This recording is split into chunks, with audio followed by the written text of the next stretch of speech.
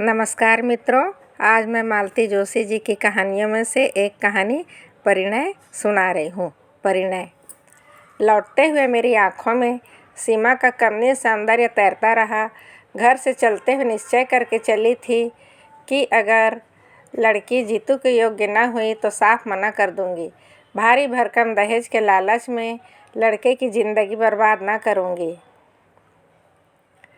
पता नहीं क्यों मन में एक बात बैठ गई थी कि इतने बड़े लोग रिश्ता लेकर आए हैं तो लड़की ज़रूर कुछ कमी होगी। पर सीमा को देखा तो देखती रह गई। खिलता चंपई रंग, तीखे नैन नक्श, घनी केश राशि, सुडौल शरीर, मीन मेख निकालने की जरा भी तो गुंजाइश नहीं थी। लगता था जैसे मेरी कल्पना में रची बसी पुत्र वधू ही साक्षात उतर आई है। आनंद की तरंगों पर झूलते हुए मैंने कनखियों से अपने लाडले की ओर देखा। वह दत्तचित्त होकर गाड़ी चला रहा था। उसका मन कहीं रहा हो, पर नज़रें इस समय सड़क पर केंद्रित थी। और ठीक भी तो है, एमजी रोड पर शाम के समय गाड़ी चलाना किसी नट के खेल से कम थोड़े ही है। घर पहुंचते ही मैं उसे कुरेदना चाहती थी, पर उसने मौका ही नहीं दिया। हमें उतार कर सीधा डिस्पेंसरी चला गया। झुंझलाई सी मैं कुछ देर गुमसुम बैठी रही। फिर मैंने उसके पापा को ही जा पकड़ा। कहिए, लड़की पसंद आई? मुझसे क्या पूछती हो? अपने लड़के से पूछो। आप अपनी तो कहिए। भाई, लड़की तो A1 है, उसके बारे में दो राय नहीं हो सकती। बाकी अब उन्हें रिश्ता जच जाए तब है। अरे वाह, रिश्ता न जचा होता तो क्या 10 बार हमारे दरवाजे पर आते? कोई हम तो लड़की मांगने गए नहीं, मैंने तैस में कहा। सो तो ठीक है भाई। और वे चुप हो गए। समझ गए रामदास जी के वैभव की चकाचौंध से वे भी अब तक अछूते नहीं हैं। झूठ क्यों बोलूँगी, विस्मित तो मैं भी हुई थी। जो सोचा था उससे कुछ ज़्यादा ही पाया। और जो गाड़ियाँ उनके सामने हमारे मारे से एकदम छकड़ा लग रही थी।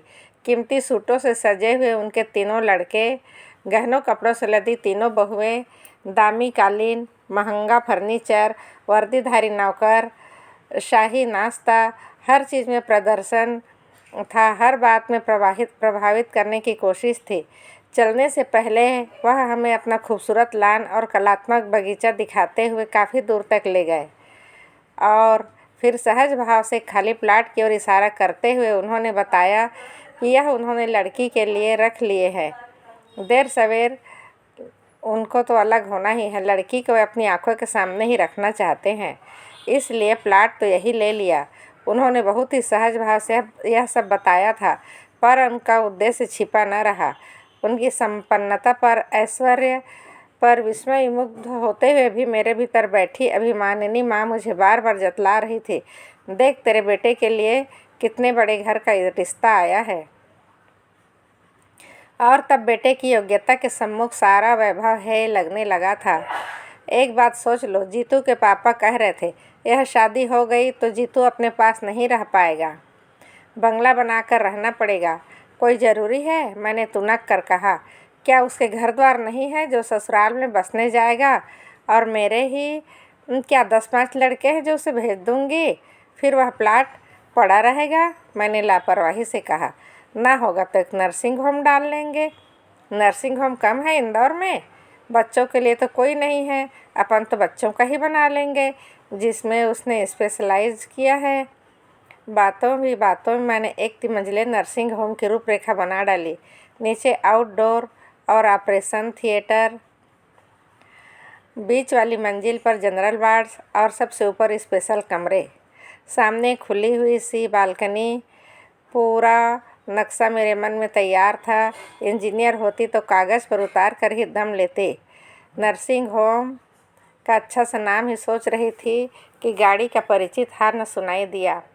अपने लाडले से पूछ तो लो पहले, ये बोले। सपने बाद में बुनती रहना। अपने बचपने पर झेपती सी मैं खाना लगाने उड़ गई।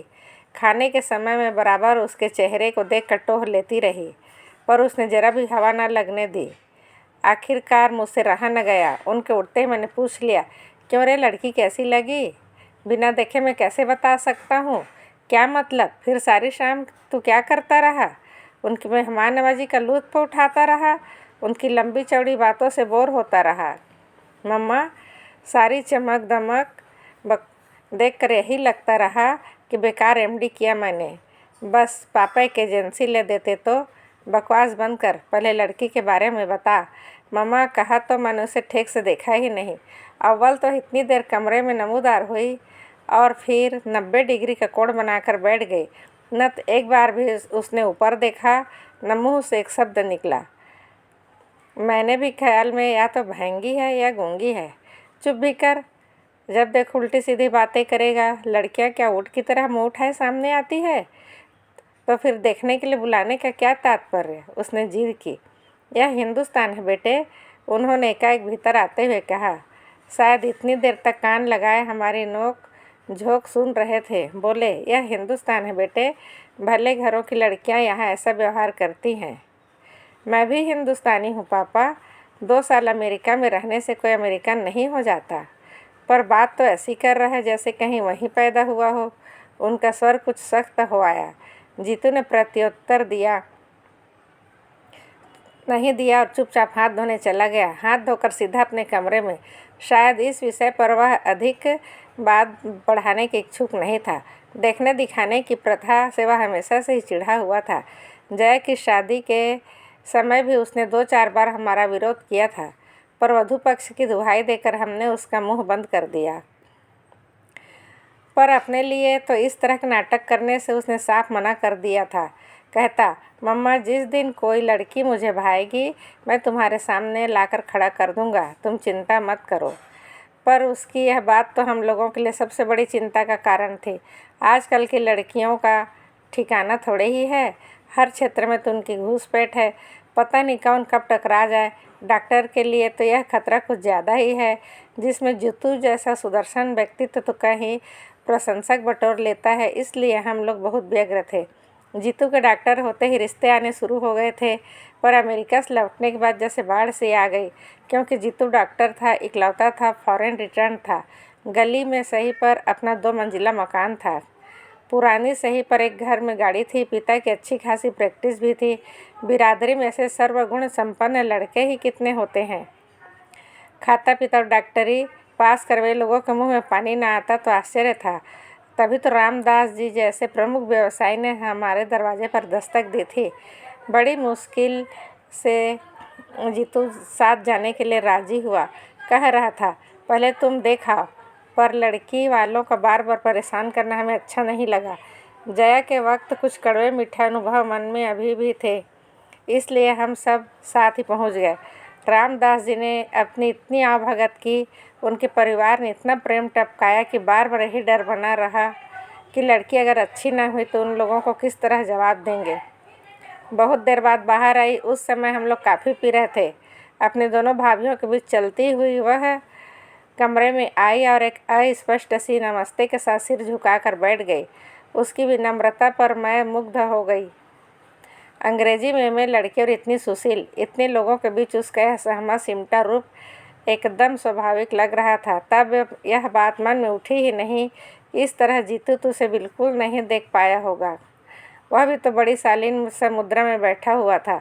सोच समझ कर आखिर एक उपाय ढूंढ लिया। जया की सालगिरह के बहाने बहन भाइयों को एक दिन चाय पर आमंत्रित कर लिया। जया थी अपने ससुराल में, इसलिए उपहार आदि लेकर मुझे चिंतित होने की ज़रूरत नहीं थी। 2 दिन तक मैं घर की सफाई में जुटी रही।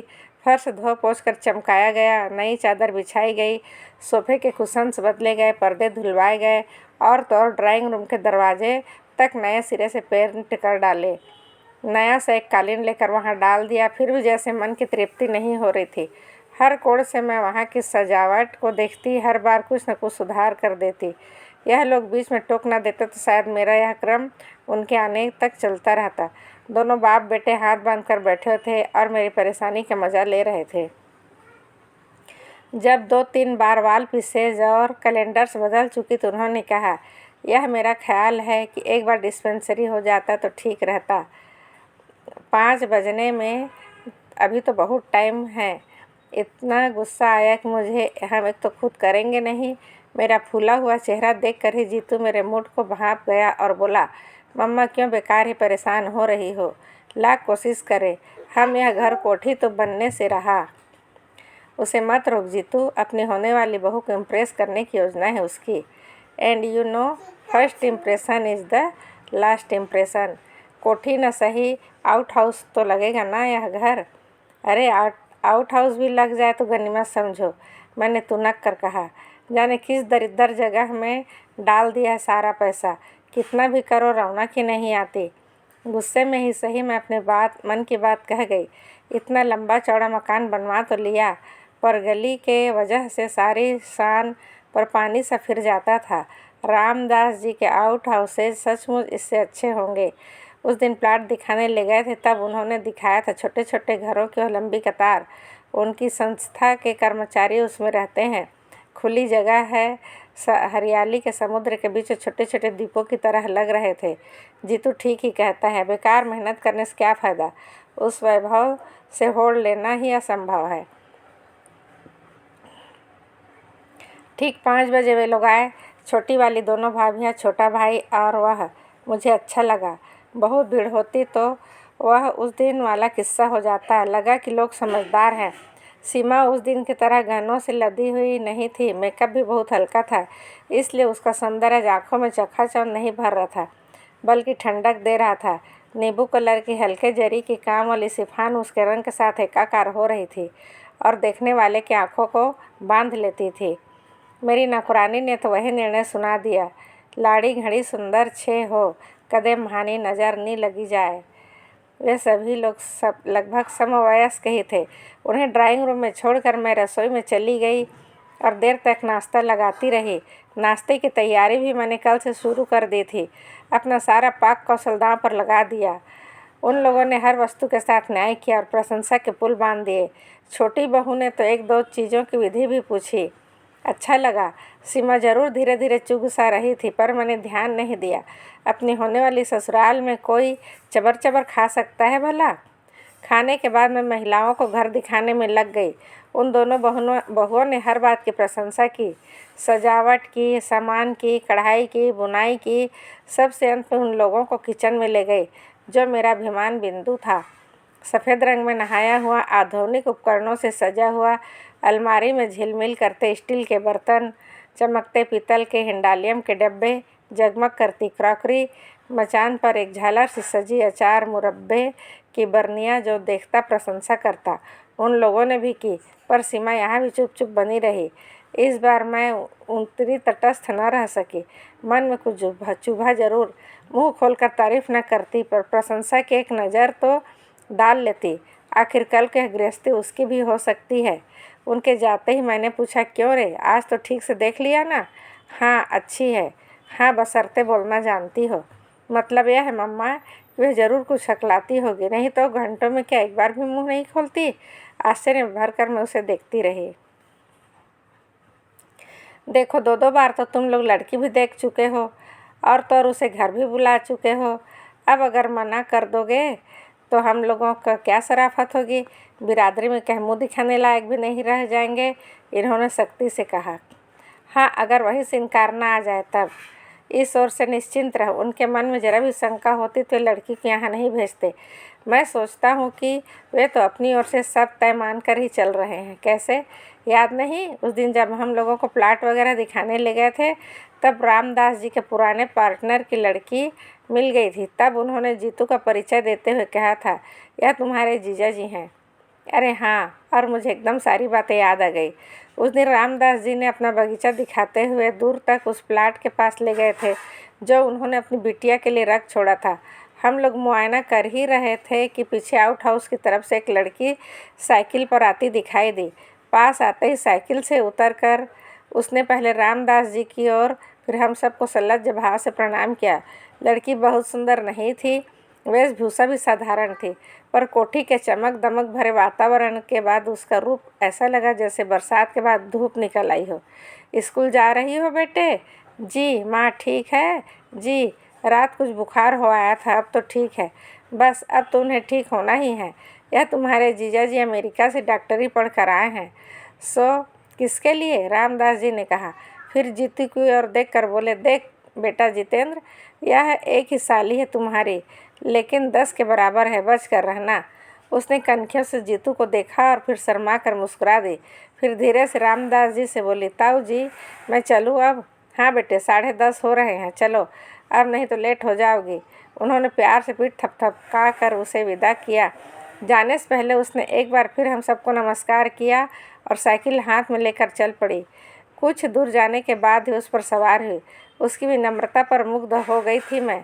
पूछ लिया, कौन है यह? बड़ी प्यारी लड़की है, मेरे दोस्त की बेटी है।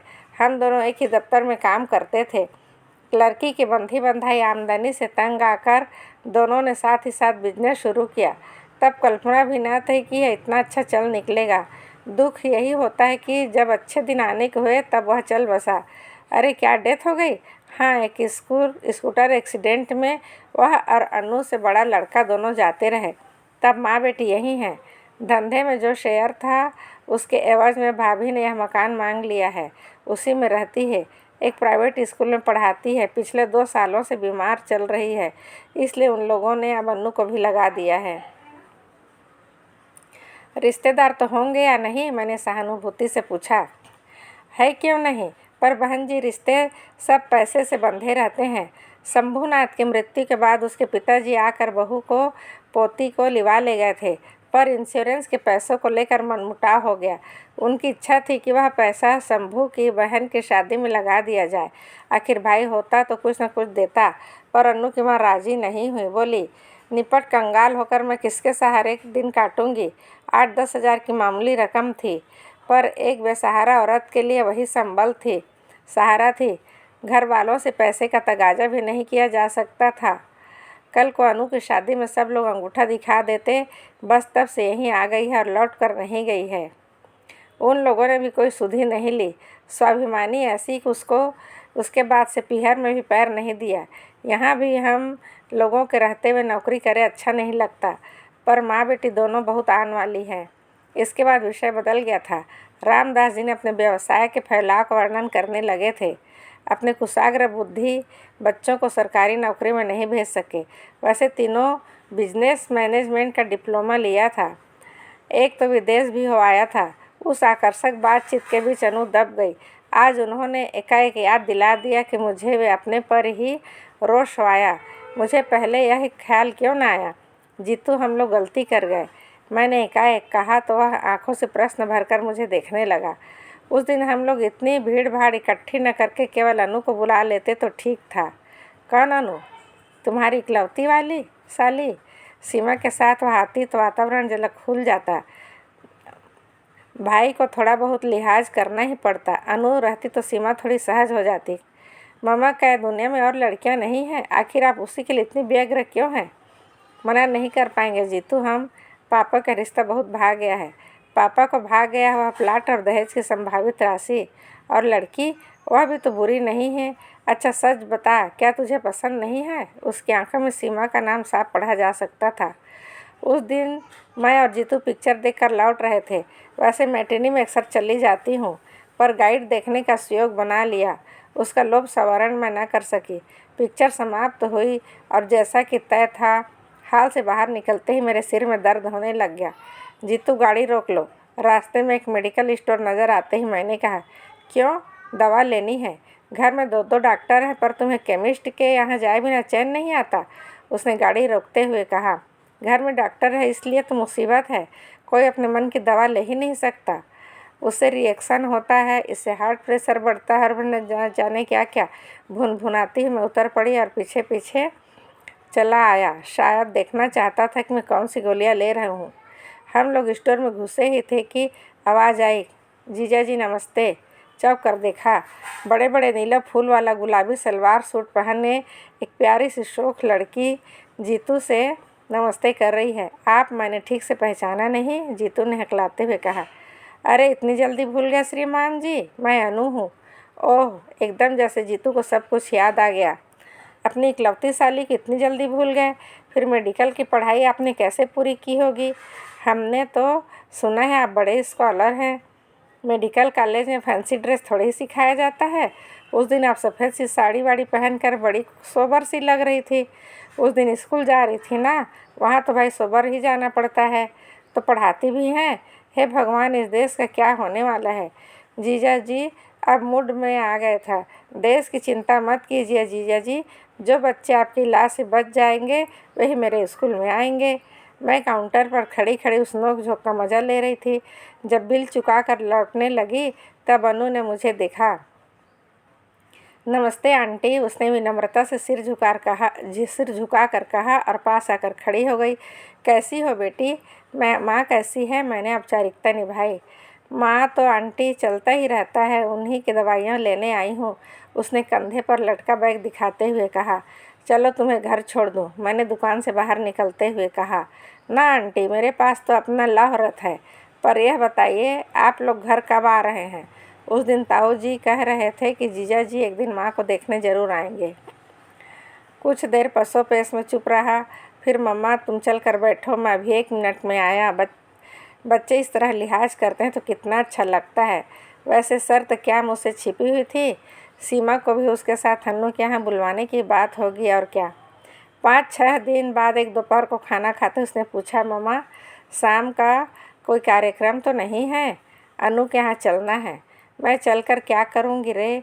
यूँ तुम लोगों को असुविधा होगी।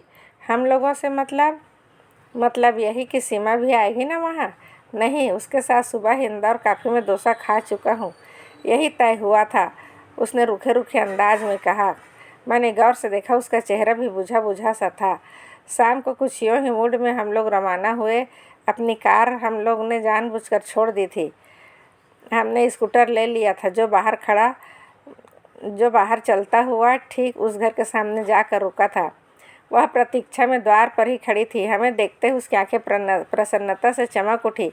पर कमरे में ही अन्नू की माँ बिस्तर लगा हुआ था। उम्र पता नहीं क्या होगी, पर जीवन संघर्षों और बीमारियों ने उस औरत को बुरी तरह थका दिया था। कुछ औपचारिक चर्चाओं के बाद जीतू बोला, मम्मा आप लोग थोड़ी देर गपशप कर लो, तब तक मैं इन्हें देख लेता हूँ। अनु मुझे भीतर लिवा ले गई। 2 ही कमरे थे, बीच में आंगन और उस पर रसोई।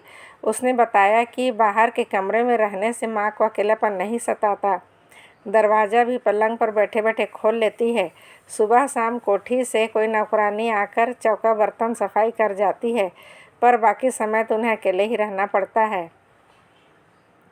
आंगन में उसने कई गमले लगा रखे थे। मैं मूढ़े पर बैठे बैठे उन खूबसूरत फूलों को देखती रही। कुछ ही क्षणों में जीतू आ गया। हाथ धुलवाएंगी? जीतू ने कहा। वहीं जामुन के थाले में अनु हाथ धुलवाने लगी। कैसी है माँ? अनु ने अधीरता से पूछा। वह चुपचाप हाथ धोता रहा, बेमतलब देर लगाता रहा। माँ ठीक तो हो जाएंगी ना? उसने दोबारा पूछा। इस बार उसकी आवाज़ काँप रही थी। अनु जी, हमने आपका वादा पूरा कर दिया, पर आपकी बात तो अधूरी रह गई। तो इसका हम क्या करें? शर्त तो सिर्फ दीदी को ले आने भर की थी। अब वह भूत बनी बैठी रही तो हम क्या करें? हाँ, आप कर ही क्या सकती हैं? 1 कप चाय तो पिला सकती हैं। Oh sure. एकाएक उसका चेहरा खिल उठा। माँ के बारे में पूछते हुए 2 आंसू बरबस गालों पर लुढ़क आए थे। वे अब धूप में ओस कड़ की तरह चमकने लगे। आप थोड़ी देर माँ के पास बैठी, आंटी मैं चाय लेकर आई। हम दोनों ने बाहर आकर बैठ गए। थोड़ी देर बाद गुमसुम बैठने के बाद जीतू ने कहा, चाची जी यहाँ आसपास आपके कोई रिश्तेदार नहीं हैं? है क्यों नहीं बेटा, पर अपना कहने लायक कोई नहीं। 4 चाचा हैं अनु के, पर पिछले 10 साल से किसी ने एक बार भी इधर का रुख नहीं किया। अनु के मामा तो होंगे, एक हैं, और उनका अपना ही परिवार इतना बड़ा है, फिर परिस्थिति भी साधारण है। उन पर बोझ बनने की अपेक्षा अपनी कमाई खाना अच्छा लगा। अब तक तो ईश्वर ने आन निभा दी थी, अब 2 साल से लड़की खट रही है। पर तुम क्यों पूछ रहे हो बेटा? कुछ नहीं, ऐसे ही। आप बीमार चल रही हैं, अनु नौकरी करती है, कोई जिम्मेदार आदमी पास रहे तो ठीक रहता है। मुझे मालूम है बेटे, दिन पर दिन खिंचती जा रही हूँ, जिंदगी से अब कोई मोह नहीं है। लो अनु को अपने हाथों से विदा कर सकूँ, कहते हुए माँ स्वर्गाता हो आया। आप तो पता नहीं क्या सोच बैठी। उसके पूछने का मतलब यह नहीं था। मैंने ढांढस बंधाते हुए कहा, अभी तो आपको जीना है, अनु के बच्चे खिलाना है, शादी तो हो जाए पहले। शादी की चिंता क्यों करती हैं आप? लड़की तो हीरा है, मैंने कहा। उससे क्या होता है बहन जी, कोरी लड़की कौन ब्याहता है? आजकल सच है, भगवान लड़की तो दे तो तिजोरी भर धन भी दे, नहीं तो व्यर्थ है सब, उन्होंने उसान से लेकर कहा। उसी समय हाथ में ट्रे लेकर अनु ने प्रवेश किया। माँ ने अपनी रामायण शुरू कर दी ना, उसने नाश्ता लगाते हुए कहा। इसीलिए तो सब यहाँ आने से घबराते हैं। आंटी बेचारी पहली बार आई है, उन्हें भी बोर कर दिया तुमने। माँ बेचारी खिसिया कर चुप हो गई। उसका मन रखने के लिए मुझे कुछ कहना चाहिए था, पर समय पर कुछ सूझा ही नहीं। उधर चाय नाश्ते का दौर शुरू हो गया। थोड़े समय में लड़की ने काफ़ी कुछ तैयारी कर ली थी, पर मुझसे कुछ खाया नहीं गया। बीमार के कमरे में एक अजीब सी गंध बसी रहती है। डॉक्टर की पत्नी होने के बावजूद मैं उसकी अभ्यस्त नहीं हो पाई हूँ। हम लोग उठने लगे तो अन्नू की माँ ने अनु से जीतू को टीका करने को कहा। उसके हाथ में 21 रुपए रखे, वह एकदम तमतमा गया। बोला, आप क्या मुझे फीस दे रही हैं? मैं तो घर का आदमी बनकर यहाँ आया था, डॉक्टर बनकर नहीं। अनु की माँ ने दोनों हाथ माथे से छुआते हुए गिड़गिड़ा कर कहा, फीस नहीं है बेटे, तुम्हारी फीस देने की सामर्थ्य नहीं है मेरे। इस घर के दामाद हो तुम। अनु और सीमा से मैंने कभी कोई फ़र्क नहीं किया। तुम घर के बड़े दामाद पहली बार घर आए हो, खाली हाथ कैसे जाने दूँ? चाहिए तो था हम बहन जी का भी कुछ सत्कार करें, पर इतनी सामर्थ्य कहाँ है, बस हाथ भर जोड़ लेते हैं। इतना कहते हुए वे हाँफ गई। सगुन के रुपए ले लो बेटा, मैंने जीतू की जेब में ज़बरदस्ती में नोट ठूसते हुए कहा। मैंने देखा अनु की माँ की आंखें तरल हो आई है। जीतू ने कोई प्रतिवाद नहीं किया, पर वह गुमसुम हो आया। सड़क तक छोड़ने आई अनु ने भी इसे लक्ष्य किया। बोली, जीजा जी प्लीज़ माँ की बातों का बुरा न मानिएगा। कभी कभी वह बेहद भावुक हो जाती है। उनकी तबीयत देखकर हर बात मान लेती हैं। नहीं अनु, मैंने किसी का बुरा नहीं माना, जीतू ने आश्वस्त करते हुए कहा। माँ लोगों की बातों का कोई बुरा मानता है भला? अनु के आश्वस्त होकर घर लौट गई, पर जीतू सारे रास्ते वैसे ही चुप चुप रहा। मैंने समझाया भी, इतने संकोच करने की ज़रूरत नहीं है। कल को तेरी शादी होगी तो अनु को 20 की जगह 120 की साड़ी पहना दूंगी। पर आज अगर रुपये लौटा दिए जाते तो दोनों माँ बेटी यही समझती कि उनकी परिस्थिति का मखौल उड़ाया जा रहा है, पर यह उसी तरह गंभीर बना रहा। रात अचानक मेरे मन में एक बात कौंधी। मुझे उसके उखड़े मूड का कारण समझ में आ गया। बत्ती बुझाकर सो चुके थे हम लोग, फिर भी मैं धीरे से उठ आई और जीतू के कमरे का दरवाज़ा खटखटाया। दरवाज़ा खुला ही था। वह रोज़ की तरह बेड लैम्प जलाए पढ़ रहा था। मुझे देखते ही हड़बड़ा कर उठ बैठा। बोला, क्या बात है मामा, तुम्हारी तबीयत तो ठीक है ना? इसके स्वर में घबराहट थी। मुझे कुछ नहीं हुआ है रे, पास पड़े स्टूल पर बैठते हुए मैंने कहा। पर मुझे एक बात बता, क्या सचमुच सीमा ने आज तुझसे बात नहीं की? क्यों नहीं? कम से कम इतना तो साबित हो गया कि वह गूंगी नहीं है और इकलौती भी नहीं, हकलाती भी नहीं है। मजाक रहने दे, मुझे ठीक से बता। अगर सचमुच उसका व्यवहार ऐसे ही रूखा है, मैं उनसे कल ही मना कर दूंगी। ऐसी घमंडी लड़की मेरे घर नहीं चलेगी। जीतू ने कोई उत्तर नहीं दिया, वैसे ही मुंह लटका कर बैठा रहा। और इस जरा सी बात के लिए तू क्यों मन खराब कर रहा है? दुनिया में क्या और लड़कियां नहीं हैं? मम्मा, अगर मैं उदास हूँ तो सीमा के लिए नहीं। सारी शाम मैं सिर्फ अनु की माँ के लिए सोचता रहा हूँ। क्यों? उसकी हालत बहुत ख़राब है मम्मा, हार्ट एकदम डैमेज है, किसी समय कुछ हो सकता है। पैरालिसिस का एक अटैक उन्हें हो चुका है, दूसरा किसी भी समय हो सकता है, और वह इतना आसान नहीं होगा। पैरालिसिस? पर उनकी उम्र तो इतनी ज़्यादा नहीं लगती। उम्र से क्या होता है? ब्लड प्रेशर तो है, डायबिटीज़ तो है, शुगर का परसेंटेज कितना हाई जा रहा है, देखती तो तुम गस आ जाता। कोई जिम्मेदार आदमी घर में होता तो मैं स्थिति की गंभीरता से उसे परिचित कराता, पर ले देकर बस वही एक लड़की है घर में, उससे कोई क्या कैसे कहे। सच ही तो कह रहा था वह। जया सगाई से 4-5 दिन पहले ही आ गई। आते ही वह शुरू हो गई, मम्मा लड़की खूब सुंदर है ना, नहीं तो मैं कहीं मुँह दिखाने लायक नहीं रह जाऊंगी। अब जैसी भी है देख लेना, मैंने चुटकी लेते हुए कहा। नहीं मम्मा, ऐसा गजब न करना, अपने यहाँ इतने रिश्ते में लौटा चुकी हूँ, सबसे कह रखा है एक ही बहू आएगी घर में तो वह ऐसी वैसी नहीं चलेगी। अब जो है लड़की सुंदर न हुई तो लोग मेरा मजाक बना डालेंगे। मेरी जिठानी से तो अभी से कह रही है, देखें कौन सी अप्सरा आएगी। उनकी भतीजी के लिए मना करके मैंने इन्हें खूब नाराज़ कर दिया है। यहाँ भी वही हाल है। मैंने कहा, लोग बाग अपनी लड़की देखते नहीं और मुंह उठाए चले आते हैं। और मना कर दो तो हमेशा के लिए मुंह फुला लेते हैं। जब से बात पक्की हुई है बस यही चर्चा है। हमने अपने बस पैसे का मुंह देखकर ही हाँ की है। अब तो बस यही लगता है कि कब शादी हो, कब बहू घर में आए। एक बार उसे देख लेंगे तो सब के मुंह अपने आप बंद हो जाएंगे। मेरी बात से जया का उत्सुकता चरम सीमा पर पहुंच गई। मैंने भी उससे ज़्यादा प्रतीक्षा कराना उचित नहीं समझा। दूसरे दिन सीमा को बुलवा भेजा। सगाई की साड़ी खरीदने का बहाना था। वैसे भी अब तक जया के लिए रुकी हुई थी। सोचा लड़कियों की पसंद से ही खरीदना ठीक रहेगा। रोज़ रोज़ कोई इतनी महंगी साड़ी तो खरीदता नहीं। रामदास जी स्वयं बेटी को लेकर उपस्थित हुए। हाथ जोड़कर बोले, आपका आदेश टाला नहीं जा सकता, इसलिए ले आया हूँ। वैसे इसकी अपनी कोई पसंद नहीं है, अब जो भी पहनाएंगी पहन लेगी। मैंने उन्हें आश्वस्त किया है, खरीदारी का तो बहाना है। दरअसल उसे जया देखना चाहती है। मेरी बात से उनका सारा संकोच दूर हो गया। बार बार यह कहकर कि लड़की अब आपकी है, जब चाहे बुलवा लीजिएगा, वह वापस लौट गए। मैं जानबूझकर उन लोगों के साथ बाजार नहीं गई। सीमा के साथ अनु आई थी।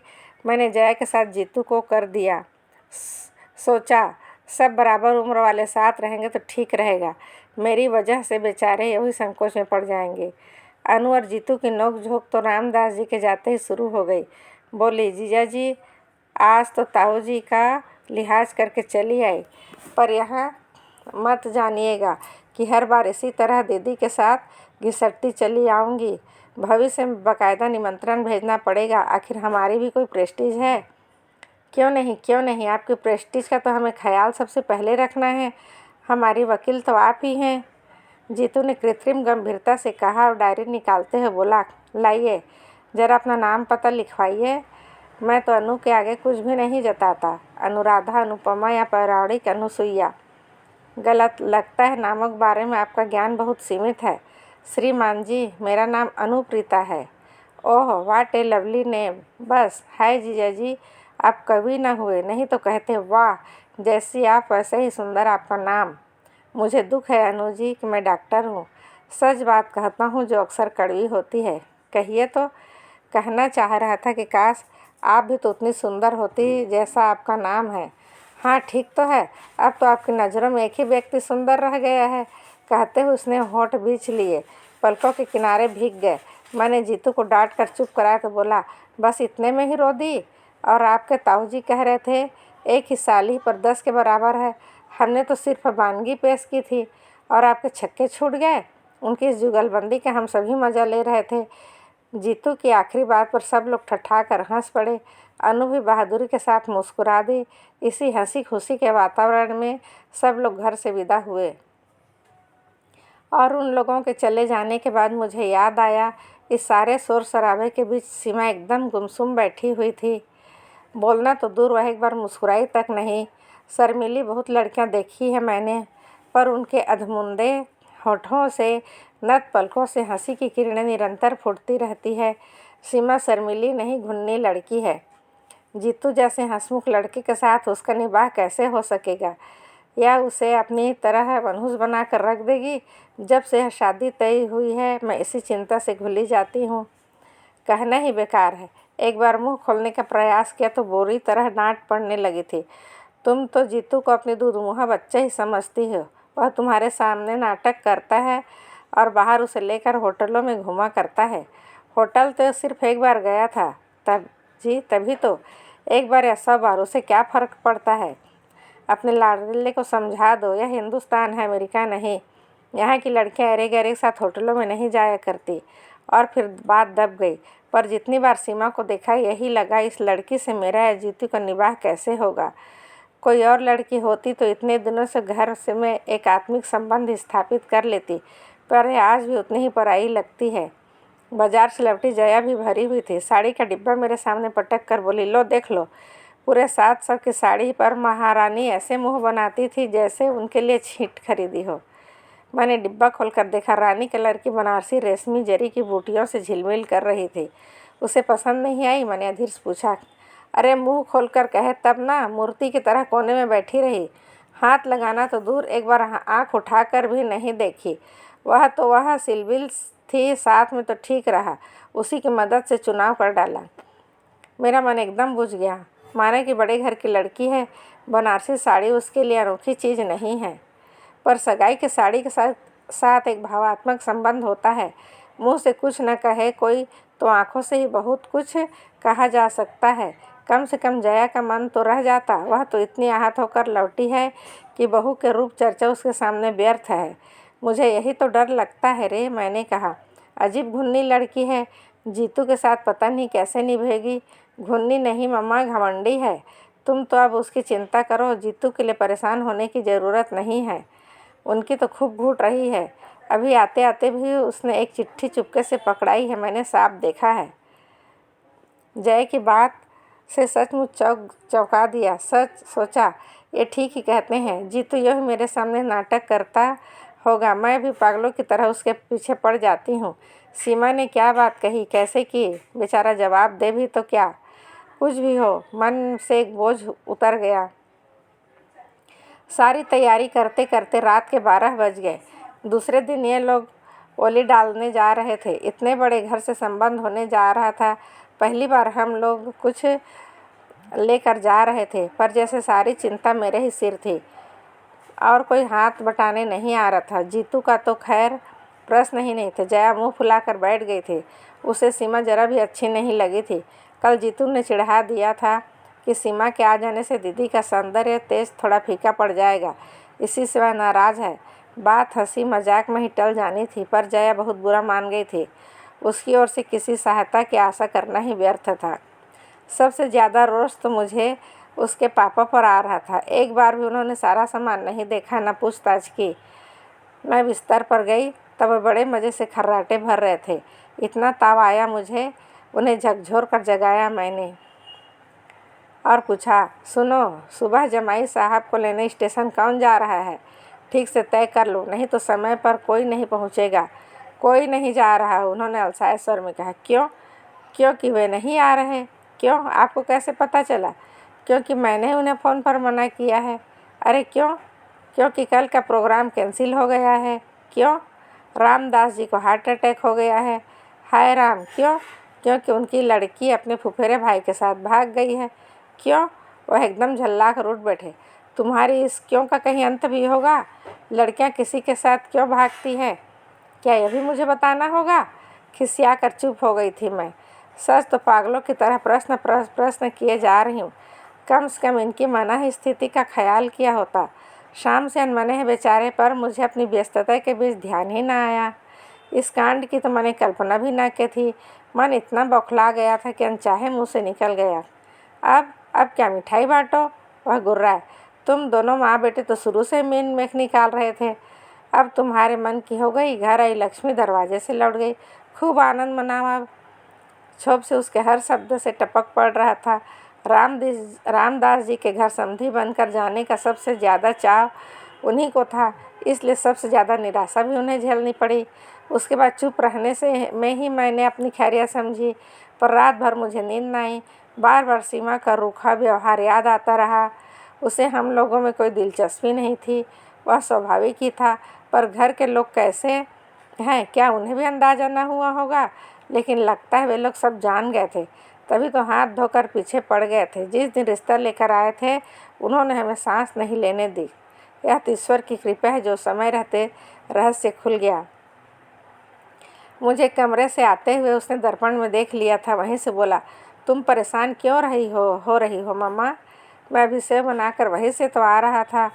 मैं तो यूँ ही चली आई रे। चाय की ट्रे मेज़ पर रखते हुए मैंने कहा, सोचा साथ साथ चाय भी पी लेंगे। और एक बात भी कहनी है, समथिंग इम्पोर्टेंट। उसने अपने काम जारी रखते हुए कहा। हाँ, ऐसा ही समझ लो। वह जो सीमा है ना, वह इस बुरी तरह से चौंका कि रेजर हाथ से ही फिसल गया। गीले तवले से गाल सहलाते हुए वह मेरे सामने आकर बैठ गया और अधीर स्वर में बोला, सीमा का क्या कह रही थी तुम? क्या किया उसने? अपने फुफेरे भाई के साथ भाग गई है, मैंने सपाट स्वर में आखिर कह ही डाला। ओह मम्मा, उसने एक दीर्घ सांस छोड़ी। तुमने तो मुझे डरा ही दिया। इतनी सी देर में मैं पता नहीं क्या सोच गया था, मैंने हैरत से पूछा। दरअसल मम्मा, मैं एक पागलपन कर बैठा था, उसने खिसिया स्वर में कहा। इससे पहले मैं कुछ पूछूं, वह उठा और दराज में से कागज़ का पुर्चा निकाल कर लाया और बोला, लो पढ़ो। पढ़ने को था ही क्या, बस 2 पंक्तियाँ ही थी। अगर आप शादी से इनकार नहीं करेंगे तो मुझे मजबूरन कुछ खा लेना पड़ेगा। कब मिली है चिट्ठी तुझे? मैंने कांपते स्वर में पूछा। उसी दिन जब हम लोग साड़ी खरीदने गए थे। तो पगले मुझे बताया क्यों नहीं, कैसा सर्वनाश हो जाता। भी एक जिद सी सवार हो गई थी मम्मा। मैं भी जया की तरह सोचने लगा था। लगता था कि लड़की हमें बहुत छोटा करके देखती है। इसके दर्प को तोड़ना होगा, इसे ब्याह कर घर लाना ही है, भले ही दूसरे दिन छोड़ आना है पड़े। उसकी बेरुखी का और कोई भी कारण हो सकता है, इस ओर ध्यान ही नहीं गया। और अगर वह सचमुच कुछ खा लेती तो मैंने कप में चाय डालते ही पूछा, इसीलिए तो तुमने जब एकाएक उसका नाम लिया तो मैं डर गया। मुझे हैरत होती है मम्मा कि ये लड़कियाँ इतनी बुज़दिल कैसे होती हैं, अपने मन की बात मुँह खोलकर क्यों नहीं कहती, बस गूंगी गाय की तरह किसी खूंटे से चुपचाप बंध जाती है। अब तो उसने अपने तेवर दिखला दिए ना, मैंने कड़वाहट से भरे स्वर में कहा। हाँ, यह तो मानना पड़ेगा, उसने काफ़ी दिलेरी से काम लिया। पता मालूम हो तो मेरी ओर से बधाई का तार भेज देना। मैं तो इसी बात के लिए शुक्रगुजार हूँ, वह काफ़ी समझदारी से पेश आई।